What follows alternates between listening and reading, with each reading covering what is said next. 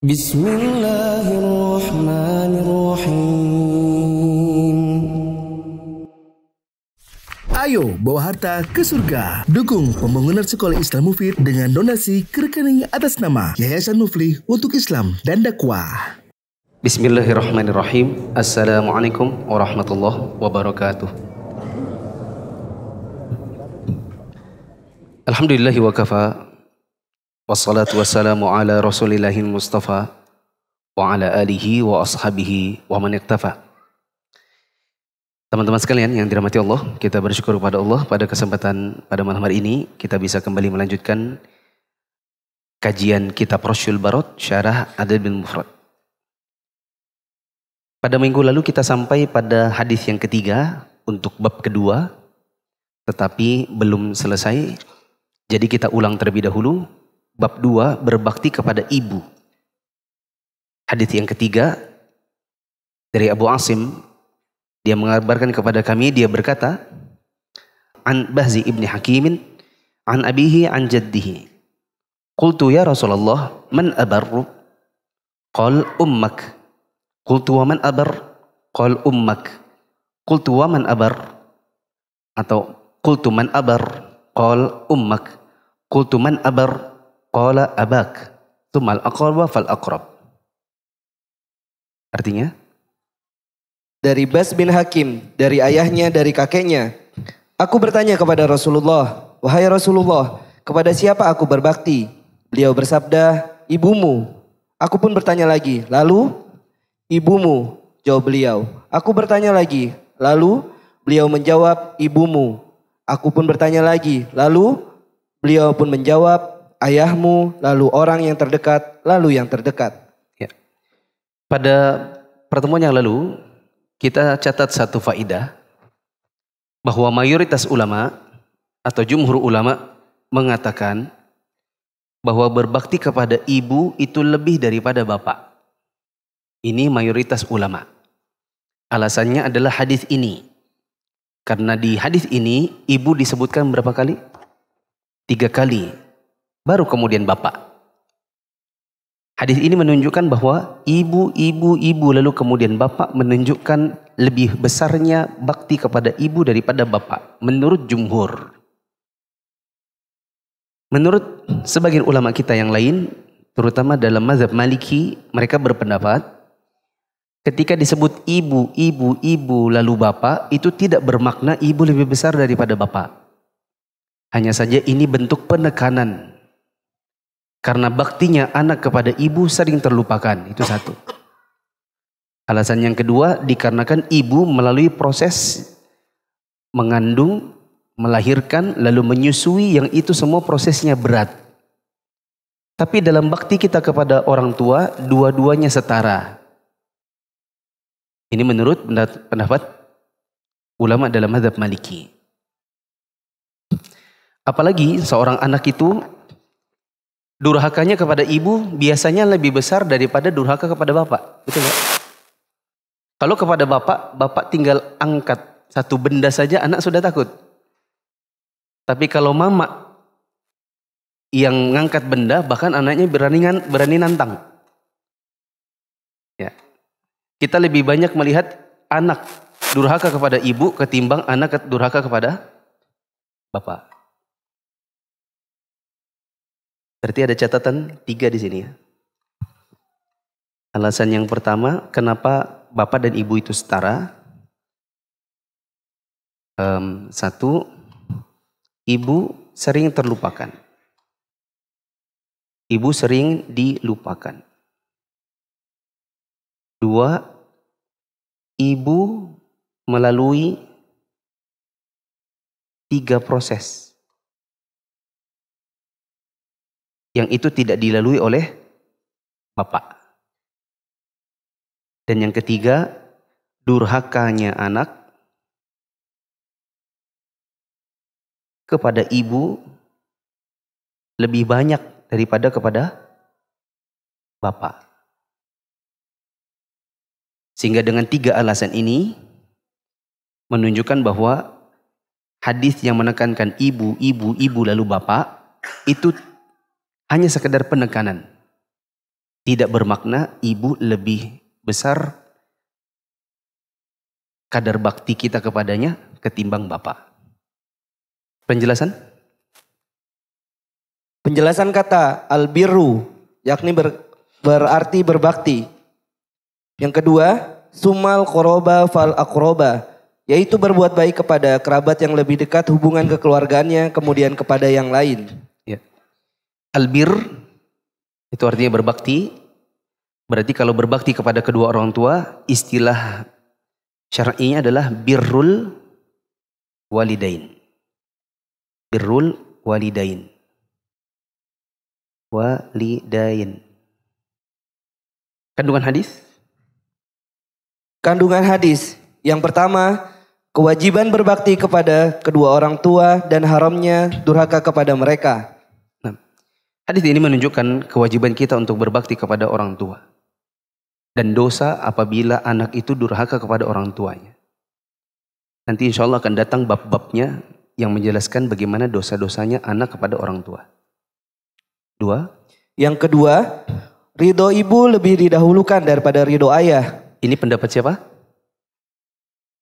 Ridho ibu lebih didahulukan daripada ridho ayah. Dengan kata lain, ridho ibu lebih besar atau kadar baktinya kita kepada ibu lebih besar daripada kadar bakti kepada ayah. Ini pendapat jumhur. Apa itu jumhur? Mayoritas ulama. Terus? Selanjutnya, ibu lebih patut diperlakukan dengan baik karena ia telah menjalani berbagai kesulitan ketika hamil, melahirkan dan juga menyusui. Ya. Ini adalah salah satu alasan. Tadi kan kita catat ada 3 alasan. Salah satu alasan kenapa ibu didahulukan adalah karena masa sulitnya ibu dalam 3 fase. Yaitu hamil, melahirkan dan menyusui yang itu tidak dirasakan oleh ayah. Tapi sebagian ulama kita ada yang mengatakan, meskipun ayah tidak hamil, ayah tidak melahirkan dan tidak menyusui, beratnya ayah di dalam memberikan nafkah itu juga besar. Kadarnya juga sama-sama berat. Karena ibu itu boleh di rumah, ibu tidak punya kewajiban untuk cari nafkah. Ibu boleh sekedar terima, lalu kemudian kasih apa yang sudah dia terima dari ayahnya, dari suaminya kepada anak-anaknya. Kalau bahasa bebasnya, ibu boleh ongkang-ongkang kaki di rumah. Nggak usah kerja, nggak cari nafkah, nggak apa-apa. Nah, ayah di luar itu kan cari nafkah juga berat. Makanya sebagian ulama ada yang mengatakan ibu dan bapak setara. Ketiga. Selanjutnya kandungan hadis yang ketiga, perintah untuk berbakti kepada sanak saudara sesuai dengan urutan kekerabatan mereka. Ya. Boleh dicatat dekat situ. Setelah ibu, lalu bapak, maka di antara yang kita harus berbakti kepada mereka adalah kakek nenek. Kakek nenek. Lalu kemudian paman bibi. Kakek nenek kenapa? Karena dia seperti orang tua. Ya. Paman bibi kenapa? Karena dia adalah saudaranya orang tua. Bahkan saya katakan gini, saya dulu pernah punya video pendek cuman hilang videonya, gak sempat diolah.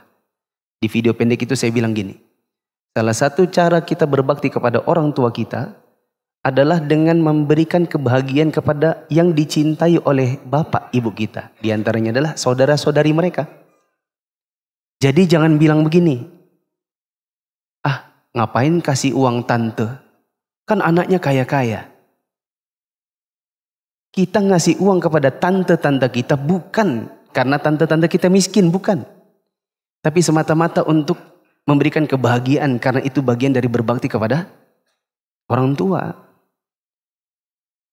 Meskipun anak-anaknya tante-tante kita atau sepupu-sepupu kita itu orang-orang kaya, kita kasih kepada mereka hadiah di hari Idul Fitri.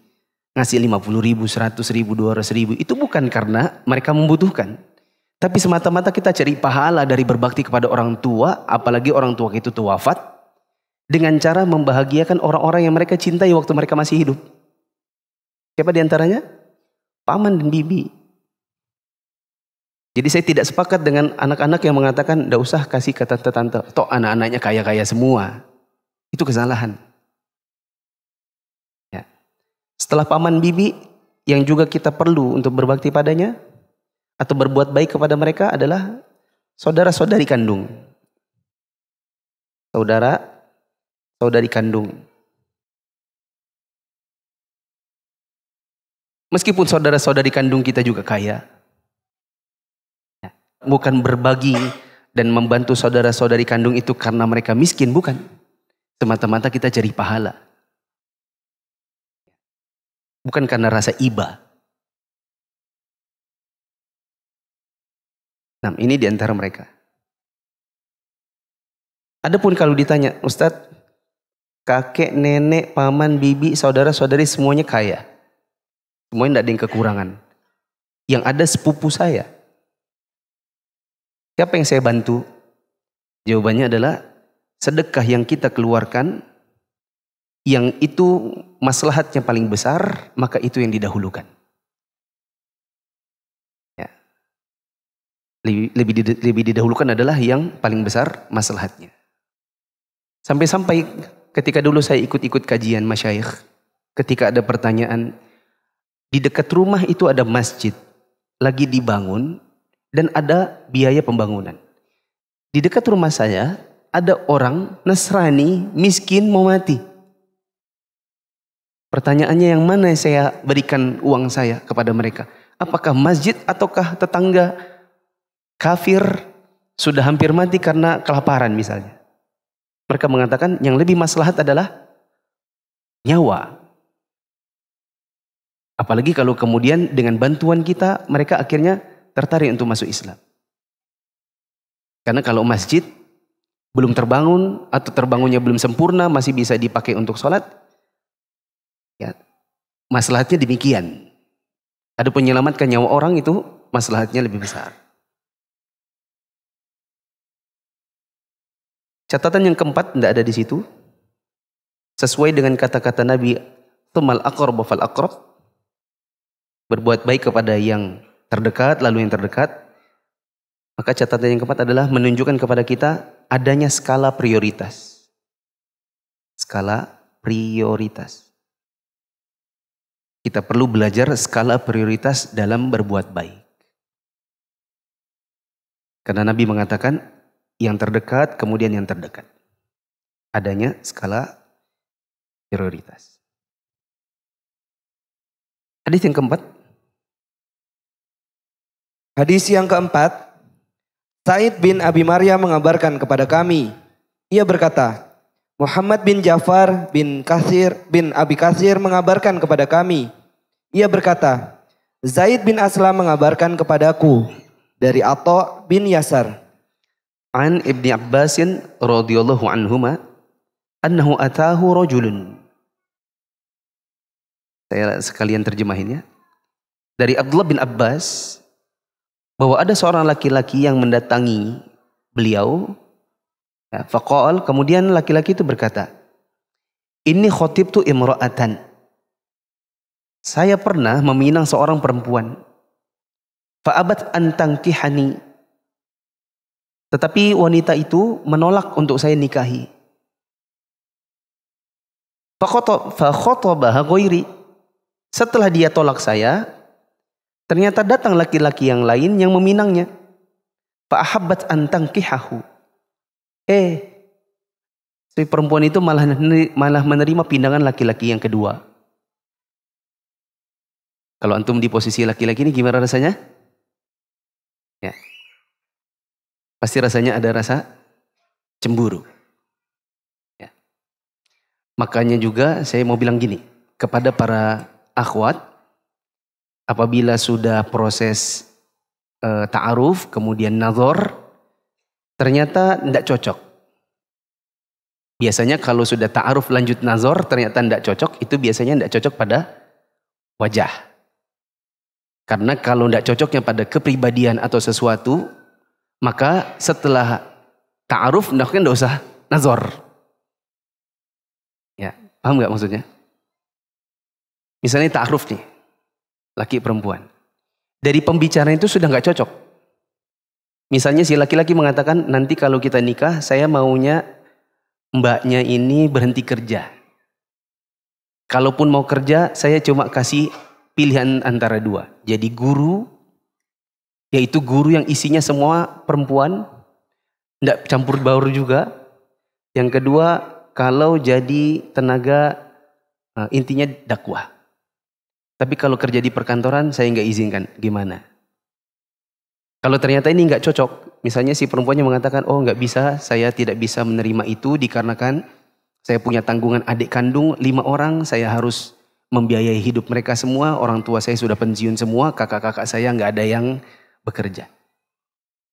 Kalau nggak cocok di sini, maka nggak usah dilanjut ke nazar, mau buat apa lagi? Kan sudah nggak cocok. Tapi kalau sudah ta'arufnya oke, kemudian lanjut ke nazar, ternyata nggak cocok. Nah berarti itu yang tidak cocok apa? Wajah. Mungkin tidak klik dengan wajahnya. Maksud saya gini, akhwat kalau seandainya memang tidak klik, maka cari-carilah alasan yang mungkin bisa menenangkan. Maksud saya menenangkan si ikhwannya.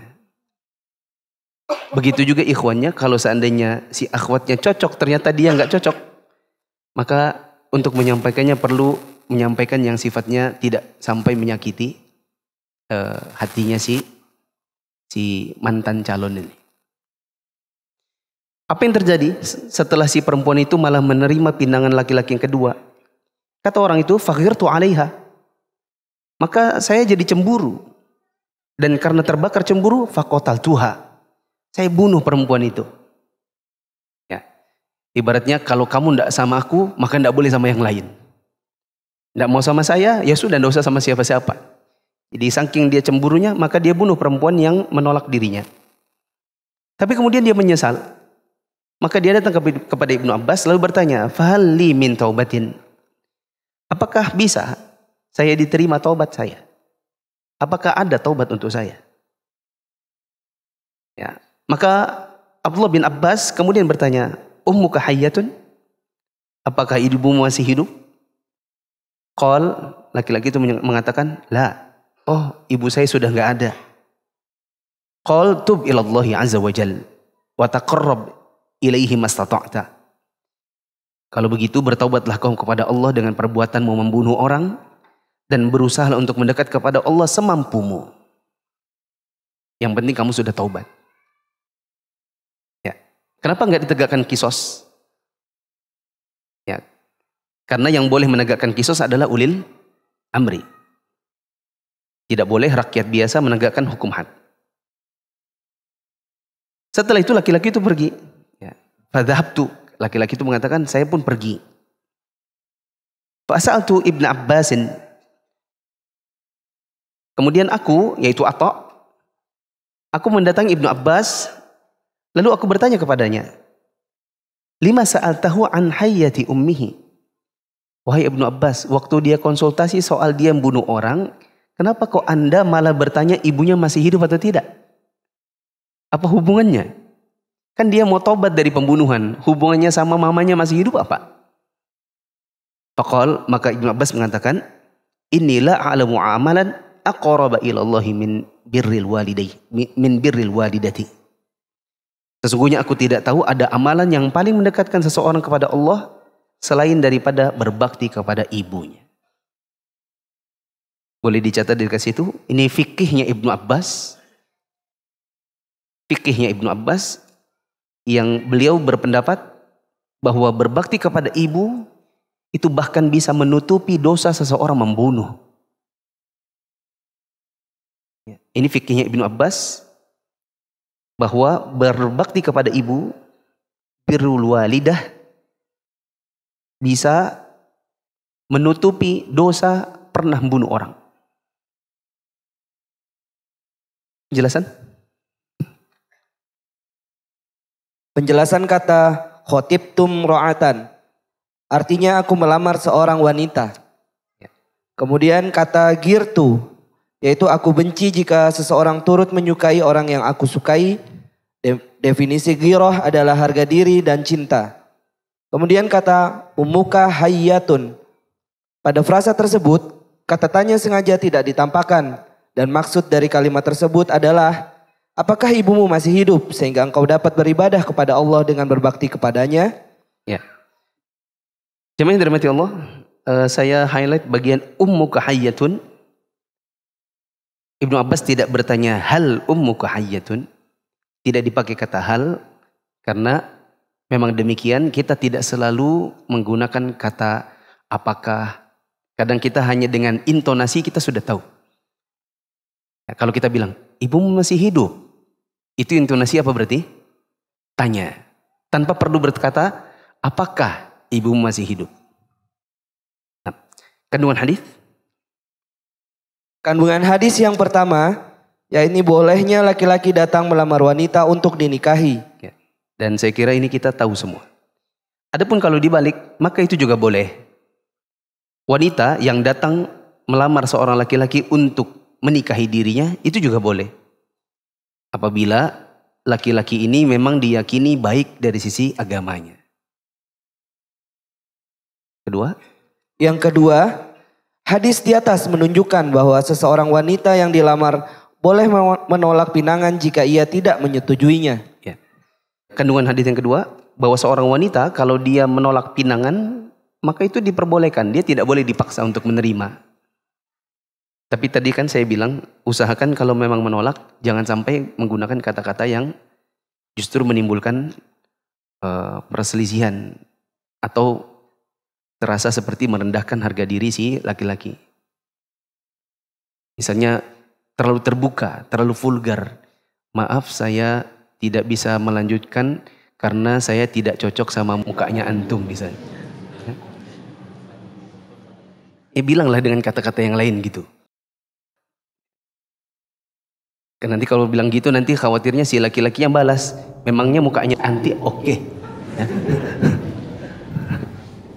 Nah kan jadinya kelahi. Itu juga bagusnya pakai wasitoh. Apa itu wasitoh? Perantara, orang di tengah. Apalagi kalau wasitohnya ini profesional ya. Kemudian bisa merangkai kata-kata yang setidaknya kalau ternyata tidak lanjut itu dia bisa meramu kata-kata supaya tidak menyakiti. Jadi kita nanti nyampaikannya nggak langsung. Ya, tapi lewat si wasitohnya. Gitu. Ketiga. Kandungan hadis yang ketiga, terkadang amarah seorang laki-laki timbul karena ada pihak lain yang turut menyukai orang yang dicintai. Ya. Kandungan yang ketiga, bahwa kadang seorang laki-laki itu bisa jadi murka kalau ada pihak lain juga ikut-ikut menyukai orang yang dicintainya. Nggak usah dijelaskan, antum paham ya? Yang mungkin belum itu merasakan. Saya kira ini wajar. Oleh karenanya, boleh dicatat di situ. Makanya dilarang melamar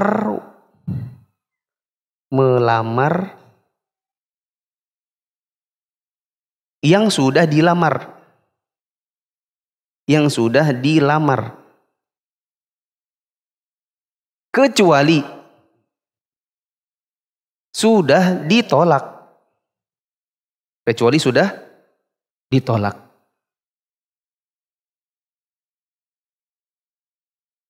Yuk, afwan yuk ya. Ana dengar antum khidbah si Aisyah.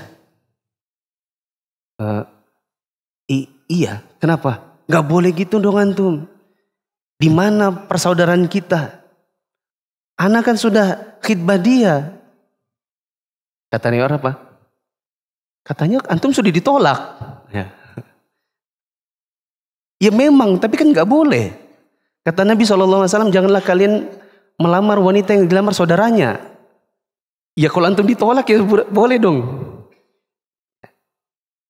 Karena ada kecuali sudah ditolak. Nah di sini letak titik masalahnya. Kadang-kadang penolakan itu tidak sampai kepada si laki-laki karena digantung. Perhatikan ini para akhwat juga, kalau ada yang jomblo-jomblo. Kalau memang tidak suka, tidak mau, jangan gantung, jangan ngilang. Karena nanti kalau seandainya anti menghilang, datang laki-laki yang lain, ternyata laki-laki yang pertama dengan yang kedua ini kenal. Bahkan tidak kenal sekalipun. Kadang-kadang yang pertama nanti damprat yang kedua. Ketika ditanya, loh kenapa kau antum melamar akhwat, orang anak lagi ta'aruf sama dia? Loh saya dengar dari orang tuanya antum ditolak. Nggak sampai sama saya. Tidak pernah dengar saya ditolak. Ya memang dia nggak ngomong sama antum, cuman dia nggak enak gitu. Paham Lutfi? Ya. Nah ini berarti kalau memang tidak mau, sampaikan. Itu tadi fungsinya wasitoh. Jangan sampai menghilang. Nanti khawatir orang berkelahi gara-gara seorang perempuan. Emangnya perempuan di dunia ini cuma satu? Gitu. Lanjut. Kandungan hadis yang keempat.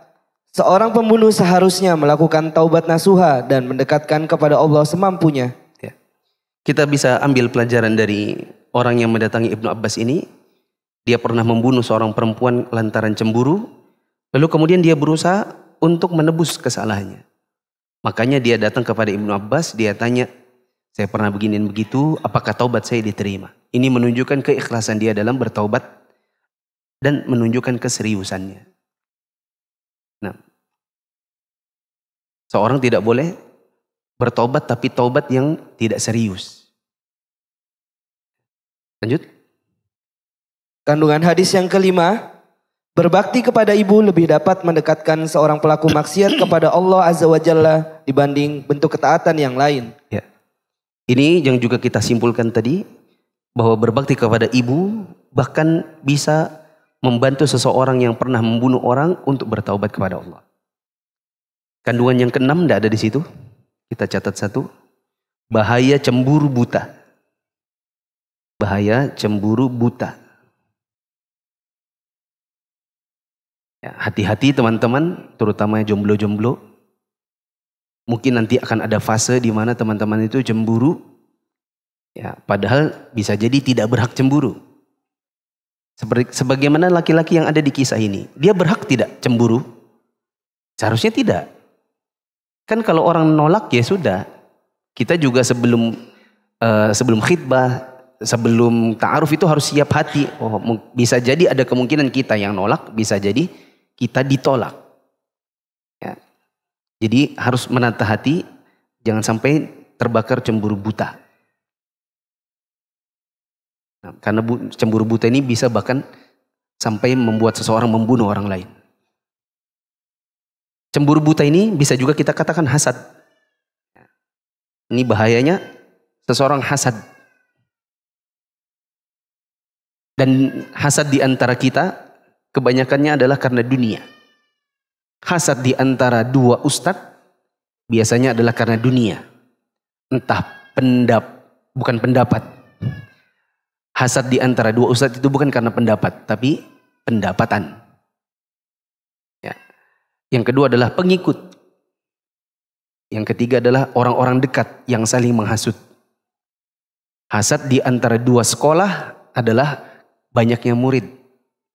Hasad di antara dua yayasan adalah karena program yang satu maju, yang satu tidak. Bahkan punya program yang sama lalu balap-balapan. Dan semuanya ini karena dunia dan kurangnya keikhlasan. Hasad di antara dua jomblo adalah apa Fi? Mungkin memperebutkan akhwat yang sama. Lanjut. Berbakti kepada ayah. Bab yang ketiga, berbakti kepada ayah. Hadis yang kelima. Sulaiman bin Harb mengabarkan kepada kami. Ia berkata, Wahai bin Khalid mengabarkan kepada kami dari Ibnu Syubrumah. Ia berkata, aku mendengar Abu Zur'ah. An Abi Hurairah qol, dari Abu Hurairah dia berkata, qila ya Rasulullah man abarru. Ada yang bertanya, wahai Rasulullah, kepada siapa aku berbakti? Qal ummak. Beliau mengatakan ibumu. Qal thumma man. Dia tanya lagi, setelah itu siapa? Qal ummak. Maka Nabi menjawab, ibumu. Qal thumma man. Dia bertanya lagi, setelah ibu siapa lagi? Qal ummak. Ya ibumu lagi. Thumma man. Dia tanya lagi, setelah itu siapa? Qal abak. Baru bapakmu. Baru setelahnya adalah bapakmu. Ini kurang lebih sama seperti hadis yang sebelumnya. Kandungan hadis? Kandungan hadis yang pertama, wasiat Rasulullah SAW agar berbakti kepada ibu dan beliau mengucapkannya sebanyak 3 kali. Hal ini karena kelemahan fisik dan derita yang telah ia tanggung ketika hamil, melahirkan dan juga menyusui. Ini adalah dalil yang menunjukkan pendapat jumhur ulama. Bahwa ibu baktinya kita kepadanya lebih besar daripada ayah. Dengan alasan salah satunya adalah karena ibu melalui fase yang berat. Hamil, melahirkan, menyusui. Nah, meskipun sebagian ulama ada yang mengatakan yang benar ibu dan bapak itu sama. Kedua. Kandungan hadis yang kedua, berbakti kepada ibu lebih didahulukan dari ayah 3 kali lipat. Pendapat siapa ini? Jumhur ulama. Ketiga. Yang ketiga, ayah dan ibu merupakan kerabat yang paling berhak mendapatkan kebaikan dari anaknya dibanding pihak kerabat lainnya. Sebagian orang, ada yang kalau dengan yang bukan bapak ibunya, Masya Allah. Ya. Kebaikan dia kepada bapak ibu kos lebih besar daripada kebaikan dia kepada bapak ibu kandungnya. Ya. Kalau dia mau pulang kuliah misalnya dari Jogja, dia bawakan apa untuk bapak ibu kandungnya di kampung? Bisa jadi nggak ada. Tapi kalau nanti dia mau balik ke Jogja, dia ingat oleh-oleh buat siapa? Bapak ibu kos. Bahkan yang ada di rumahnya dia bawa. Rengginang-rengginang mamanya itu dibawa semua. Buat siapa? Ibu kos. Ada orang kalau kepada teman-temannya, Masya Allah loyal. Ya. Dia suka traktir teman-temannya. Makan apa, minum apa nggak dihitung. Dia bilang, nggak usah lihat harganya. Makan aja. Ya, banyak uangku. Ya temannya kalau minum frappe 40.000, makan steak 100.000, nggak masalah. Tapi kalau bawa orang tuanya pergi makan, dia cari yang murah. Ya. Terus dia bilang, tapi ini enak kok. Terus kalau dia, maman dosa ini mah, dosa yang kayak gitu-gitu mah, banyak gulanya mah. Padahal banyak, harganya besar soalnya. Ya. Jadi dia kalau kepada yang bukan bapak ibunya, Masya Allah baik. Tapi kalau kepada bapak ibunya, dia pelit. Padahal di sini disebutkan ayah dan ibu merupakan yang paling berhak untuk mendapatkan kebaikan anak dibandingkan yang lain. Nah. Keenam. Hadis yang keenam. Bishr bin Muhammad berkata, Abdullah mengabarkan kepada kami, ia berkata, Yahya bin Ayub mengabarkan kepada kami, ia berkata, Abu Zur'ah mengabarkan kepada kami. An Abi Hurairah radhiyallahu anhu qala, dari Abu Hurairah radhiyallahu anhu dia berkata, ata rajulun nabiyallahi sallallahu alaihi wasallam faqala ma ta'muruni. Seorang menemui Nabi sallallahu alaihi wasallam dan dia berkata, apa yang engkau perintahkan kepadaku? Qal birra ummak. Maka Nabi sallallahu alaihi wasallam menjawab, berbaktilah kamu kepada ibumu. Tsumma ada faqal birra ummak. Tsumma ada faqal birra ummak. Orang itu lalu mengulangi pertanyaan yang sama, maka beliau menjawab yang sama, berbaktilah pada ibumu. Dia ulang lagi, Nabi jawab lagi, berbakti kepada ibumu. Tsumma ada rabi'ata faqal birra ummak. Orang itu mengulangi pertanyaannya keempat kali, maka Nabi SAW mengatakan, berbaktilah kepada ibumu. Tsumma ada khamisata, lalu orang itu mengulangnya untuk yang kelima kali, barulah Nabi SAW mengatakan, birra abak. Berbaktilah kamu kepada bapakmu. Dua riwayat sebelumnya, ibumu, ibumu, ibumu. Riwayat yang barusan, ibu berapa kali? 4 kali. Nah, penjelasan? Penjelasan kata abaka. Posisi i'rab mansub dengan fiil dihilangkan. Maksudnya berbaktilah kepada ayahmu atau biro abaka. Ya. Teman-teman yang pernah ikut kelas-kelas bahasa Arab, insya Allah tertarik untuk mengetahui maksudnya ini. Nabi tidak bilang birro abak pada hadis yang kelima, tapi Nabi langsung bilang abak. Ya. Kenapa abak? Karena sebenarnya fiilnya dihilangkan. Fiilnya adalah birro abak. Maka abaka di sini adalah mansub sebagai maf'ul bih. Ya, makanya dia pakai, siapa yang sudah ikut kelas bahasa Arab? Abak. Tanda mansubnya apa? Alif. Kandungan hadis? Kandungan hadis yang pertama, wasiat Rasulullah Shallallahu Alaihi Wasallam agar berbakti kepada ibu dan beliau mengucapkannya sebanyak 3 kali. Hal ini karena kelemahan fisik dan derita yang telah ia tanggung ketika hamil, melahirkan dan juga menyusui. Ya, sama seperti yang tadi. Selanjutnya. Yang kedua, berbakti kepada ibu lebih didahulukan daripada ayah 3 kali lipat. Bahkan 4 kali lipat. Sebagaimana yang ada di riwayat ke-6. Ketiga. Yang ketiga, ayah dan ibu merupakan kerabat yang paling berhak mendapatkan kebaikan dari anaknya dibanding pihak kerabat lainnya. Ya. Ini sama seperti yang sebelumnya.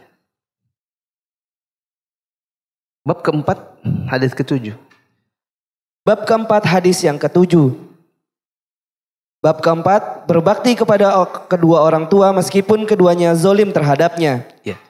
Hadis yang ke-7, Hajjaj mengabarkan kepada kami, ia berkata, Hammad bin Salamah mengabarkan kepada kami dari Sulaiman At-Taimi, dari Sa'id Al-Qaisi, An Ibnu Abbasin qol, dari Ibnu Abbas radhiyallahu anhuma dia berkata, "Ma min muslimin lahu walidani muslimani yusbihu ilaihima muhtasiban illa fatahallahu babaini yakni minal jannah."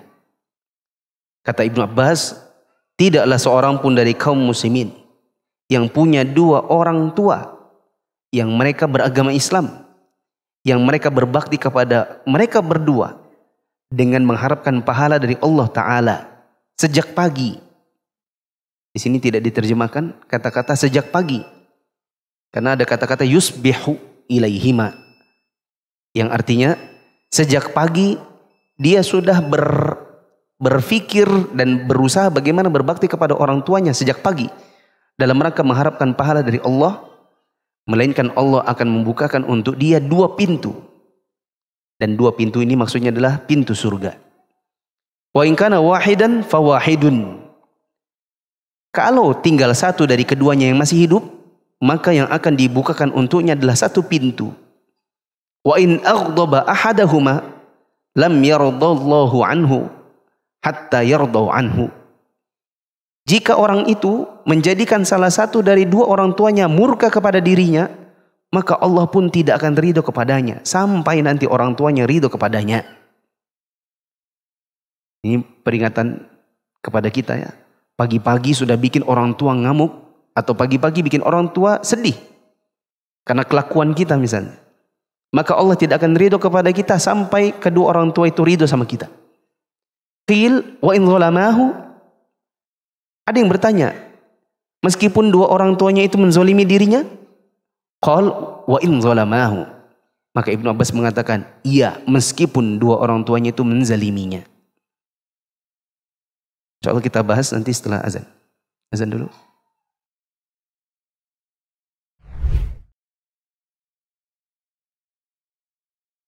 Allahu Akbar, Allahu Akbar. Allahu Akbar, Allahu Akbar. Asyhadu an la ilaha illallah.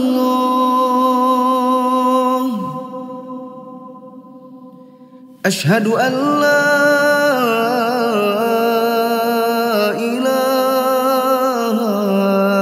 illallah.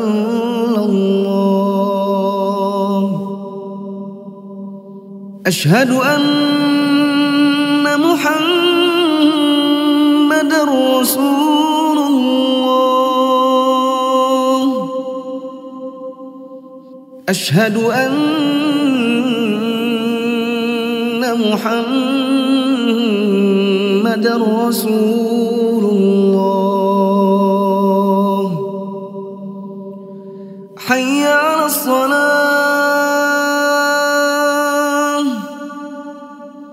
حي على الصلاة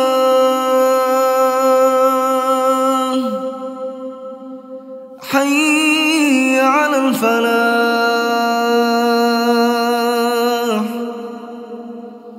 حي على الفلاح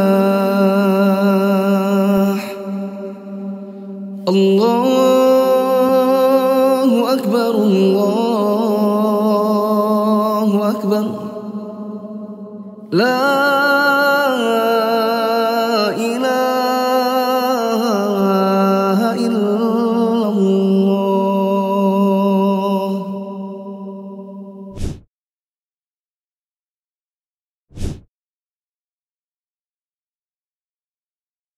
Penjelasan hadis. Penjelasan kata yusbihu ilaihima, yaitu seorang berjalan di pagi hari menuju orang tuanya untuk berbakti kepada keduanya. Ya.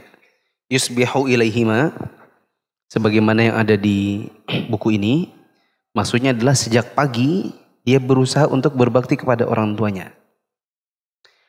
Ada juga yang mengatakan sebenarnya ini ada riwayat yang lain, yaitu yuhsinu ilaihima. Jadi tidak mesti yusbihu tapi yuhsinu, yang artinya intinya dia berbuat baik kepada orang tuanya. Di pagi hari kah atau dari malam hari kah. Bahkan kadang-kadang berbakti itu direncanakan bukan dari pagi tapi dari malam sebelum tidur. Ya, seperti kita mau ngajak orang tua kita sarapan. Mama kita paling suka makan apa? Ya teman-teman. Antum, saya tanya, mama antum paling suka makan apa? Kue paling suka kue apa? Hah? Gorengan, kayak antum berarti. Kalau mama saya paling suka apam Bugis. Ya. Kita mikir dari malam, besok mau sarapan apa ya, diajak kemana ya, itu sudah bakti, sudah berpahala. Bahkan seandainya besoknya ternyata hujan deras, lalu kemudian kita nggak jadi pergi, pahalanya sudah dicatat di sisi Allah. Ya. Ngajak orang tua sarapan itu bagian dari bakti kepada mereka. Kita merencanakannya dari malam. Ya. Terus? Kata mustasiban, kata muhtasiban, yaitu berharap mendapatkan ganjaran dan pahala dari Allah. Ya. Ini sebagaimana hadis, man shoma ramadhana imanan wahtisaban. Ihtisab itu artinya berharap pahala. Dan ini menunjukkan bolehnya seseorang itu beramal dalam rangka cari pahala. Tidak sebagaimana yang disangka sebagian orang yang mereka menyangka bahwa beramal itu tidak boleh pamrih. Jadi nggak boleh harap apa-apa kata mereka. Ya, yang benar kepada Allah itu boleh harap banyak. Ya, termasuk diantaranya harap pahala, harap surga. Ya, harap kebaikan dari Allah. Kecuali kalau seseorang itu senantiasa menjadikan amalannya itu bagian dari usaha cari dunia, maka ini salah. Sebagaimana yang diajarkan sebagian ustadz-ustadz, kalau antum mau usaha antum nanti meningkat, maka antum harus banyak sedekah, karena kalau sedekah 1 juta nanti Allah lipat gandakan 10. Kalau antum sedekah 20 juta nanti dijadikan Allah 200. Jadi senantiasa orientasinya itu adalah sedekah dalam rangka cari balasan 10 kali lipat duit juga. Ini kesalahan. Terus? Selanjutnya kata wa in zolamah, yaitu keduanya menzoliminya dalam berbagai perkara dunia. Ya. Kandungan hadis? Kandungan hadis yang pertama, 1. Berbakti kepada orang tua merupakan jalan yang dapat mengantarkan ke surga. Sebagaimana yang Nabi sebutkan tadi, orang yang sudah sejak pagi-pagi dia berusaha untuk berbuat baik kepada orang tuanya, maka Allah bukakan untuk dirinya 2 pintu surga. Berarti berbakti kepada orang tua jalan menuju surga. Nah, jadi kalau teman-teman misalnya ada yang hobi makan, jadi tidak pernah puasa sunnah. Antum jangan juga sudah lemah di puasa sunnah, terus lemah di bakti pada orang tua. Sudah tidak pernah sholat malam, tidak pernah bakti pada orang tua. Padahal berbakti pada orang tua itu bagi sebagian ulama lebih utama daripada seseorang sholat malam. Di antara ulama terdahulu, bila saya tidak salah ingat adalah Ibnul Munkadir. Dia punya saudara yang saudaranya senang sholat malam. Tapi Ibnul Munkadir sukanya mijit mamanya. Ya, dan kadang-kadang mijit mamanya itu di malam hari. Di saat saudaranya sholat malam. Kalau ditawarin tukeran, tidak mau dia. Kenapa dia nggak mau? Yuk tukeran, kamu sholat malam, aku pijit mama. Karena dia memahami bahwasanya pijit mama itu lebih utama daripada sholat malam. Ini menunjukkan kepada kita jangan sampai sudah nggak pernah sholat malam, nggak pernah puasa sunnah, juga nggak pernah pijit mama. Oke, misalnya antum tidak serumah sama mama, jadi antum nggak pernah pijit. Nah, sekarang pertanyaan, apa yang kita lakukan pada orang tua kita? Seseorang dengan saudaranya itu tidak boleh hiri-hirian dari sisi harta, tapi dia boleh iri-irian dari sisi baktinya ke dia kepada orang tuanya. Maka kalau perlu bersaudara itu dostep-dostepan. Bilang, dostep ya, aku pulsanya mama. Jangan ada yang bayar-bayar. Saya marah nanti kalau ada yang bayarin pulsanya mama. Itu pahalaku. Ada sebagian orang, dia dengan saudaranya, kamu dong bayarin pulsanya mama. Pelit betul. Kamu dong. Mereka lempar-lemparan. Ya. Yang satu harusnya dostep tokennya mama. Aku dostep obatnya mama. Dostep-dostepan sama saudara kalau perlu. Bukan malah iri-irian. Ih, kamu ndak pernah ngasih. Kamu lagi lah. Aku juga, kamu lagi lah. Pernah teman-teman dengar kisah dua orang saudara berseteru di pengadilan, tapi tidak di Indonesia, di Saudi. Saya dengar pertama kali ketika saya pertama kali ada di Saudi, karena kejadiannya kalau tidak salah 2010. Terjadi di pengadilan Saudi, dua orang laki-laki bersaudara kandung, dia perang di pengadilan. Apa yang dia perebutkan? Bukan warisan, bukan. Yang dia perebutkan adalah mamanya. Karena yang satu kakak tinggal di kota, yang adik tinggal di desa. Adik maunya adalah mamanya sama dia, supaya dia senantiasa bisa bakti sama mamanya. Sedangkan kakaknya yang di kota, maunya mamanya ikut dia karena mamanya sudah tua. Jadi nanti kalau sakit itu gampang ke rumah sakit. Maka akhirnya pengadilan memutuskan mamanya dikasih ke kakaknya. Adiknya nangis setengah mati. Kelahi dua orang saudara perebutkan mama supaya masing-masing dapatkan mamanya tinggal sama dia. Sebagian orang di zaman sekarang lempar-lemparan. Kamu lagi lah, mama kesana lagi. Malas mama di sini. Yang kedua, kandungan hadis yang kedua, durhaka kepada orang tua dapat menjerumuskan seseorang ke dalam neraka. Nah, nanti insya Allah didetailkan kalau sudah sampai babnya. Ketiga, ridho Allah bergantung pada ridho orang tua terhadap anaknya. Nah, ini sudah lewat di hadis yang kedua bila tidak salah. Yang keempat, berbakti dan berbuat baik kepada kedua orang tua adalah wajib, walaupun keduanya telah menzolimi anak dalam perkara dunia. Ya. Ini yang menjadi masalah, karena nanti dijelaskan di poin kelima bahwa derajat hadis ini dhaif. Sehingga sebagian orang ada yang menganggap saya baru akan berbakti kepada orang tua kalau orang tuanya juga baik.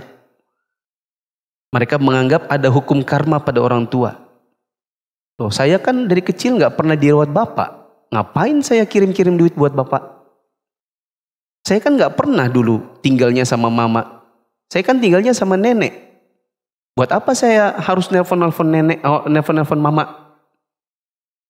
Ya, mereka merasa bakti itu baru diberikan kalau orang tuanya baik sama dia. Jadi balas budi. Padahal yang benar, hadis ini memang dhaif. Tetapi maknanya dapat dibenarkan. Apalagi sebagian ulama memberikan catatan kaki di nomor 11. Ya, penulis buku ini memberikan catatan kaki. Hasan dengan 2 jalan.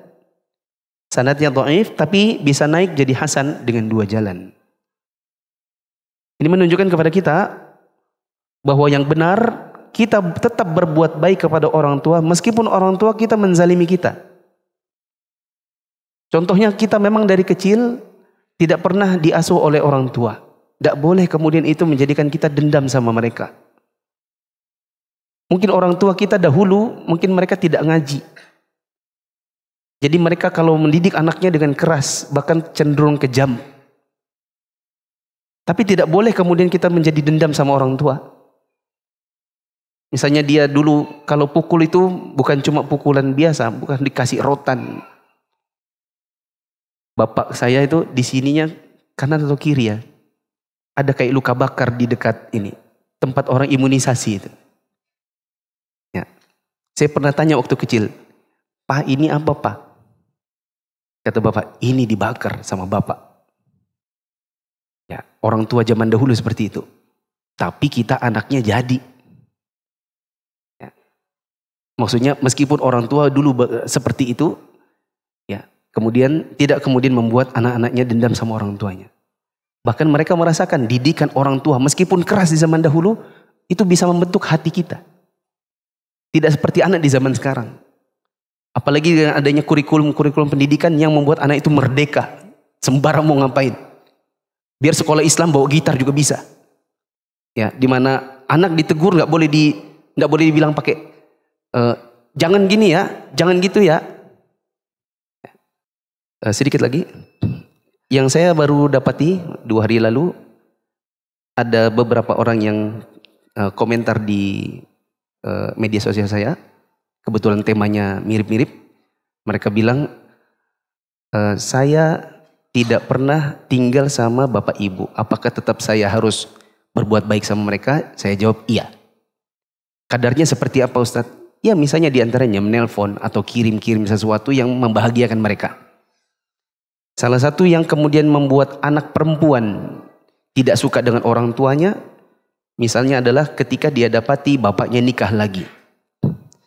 Nah, terus bagaimana caranya membangun supaya anak perempuan itu tidak merasa dendam dan benci ketika bapaknya kemudian menikah lagi? Nanti insya Allah minggu depan baru kita bahas. Ya, meskipun saya belum pernah pengalaman. Ya. Demikian, subhanakallahumma wa bihamdika asyhadu an la ilaha illa anta astaghfiruka wa atubu ilaik. Assalamualaikum warahmatullahi wabarakatuh.